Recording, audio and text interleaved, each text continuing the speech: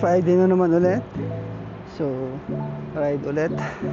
Today is the 20th of February. I'll be taking off solo. So, wala pa yung kasama ko. So, muna na ako. Same route.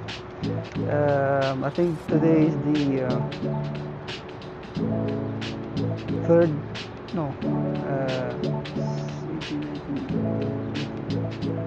the third day of Ramadan here in Saudi Arabia. So short ride lang kasi ano na, bawal uminom, bawal kumain sa kalsada, especially sa pag may araw na. So yeah, that's it. See you sa Hanifa.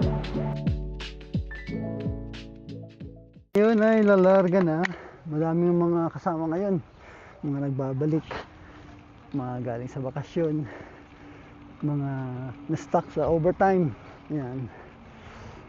So ang ruta namin ngayon ay sa ruins lang kasi medyo doon, safe kumbaga kumain kasi walang bahay, wala sasakyan na mga private car. Yung mga dumadaan na doon pa ilan-ilan mga trucks kasi may mga parang construction yata. So yun.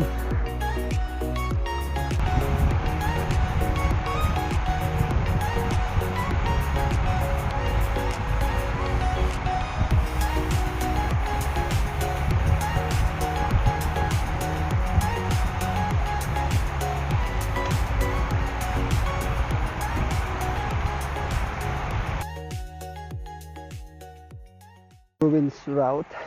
Now pabalik na kami. Pagpahinga lang, santuhan. And then so pabalik na kami. Taas ang araw pero malamig pa rin. Meron pa rin sabi sa weather forecast, meron pa daw cold surge. So yun, malamig. Early nung papunta kami, hinabol kami ng dalawang aso. This part dito sila, parang may farm yata dito.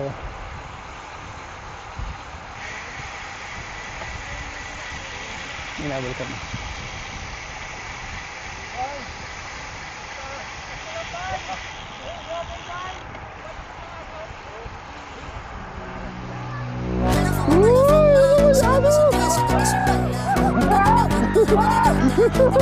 Ano naman, pero umambala yung mga aso.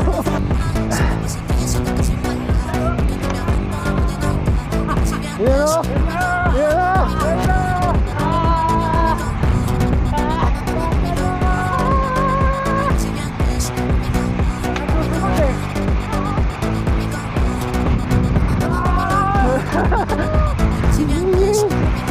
Magpakapagod sa'yo.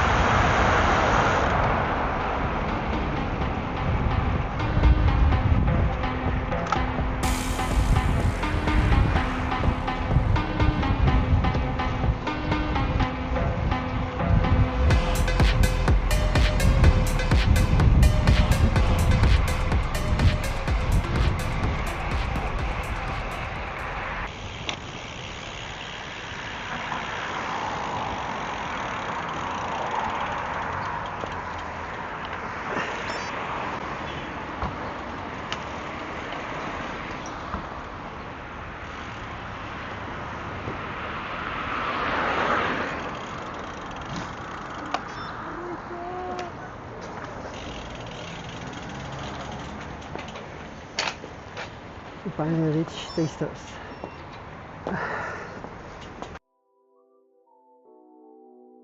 So, tapos na kaming kumain. Daan muna kami sa bahay ni Sir Erwin kasi kukunin ko yung bote. Yung bote na yun is galing sa mga participant ng Al-Ula Tour. Nakuha ko na yung bote kay Sir Erwin and then hiwalayin na rin. So bumalik yung mga Faisal boys at kami Abdulaziz Road, tapos uwian na. So bali ito pala yung bote. Garmin.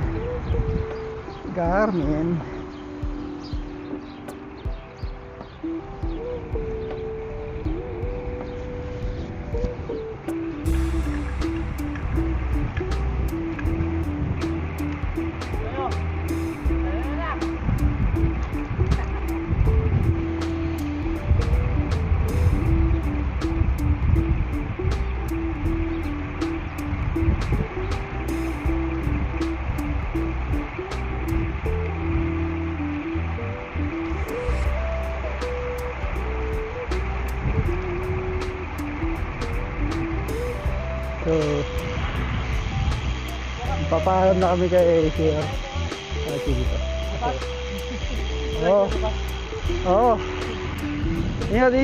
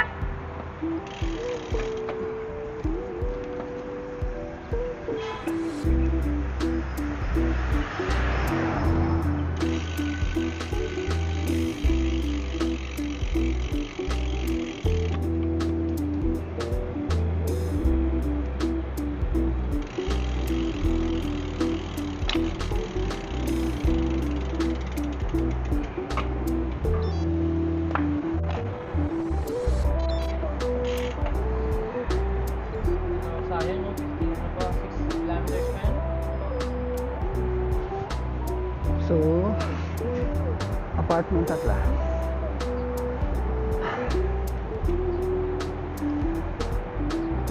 $73 kilometers. That concludes our ride for today. See you on the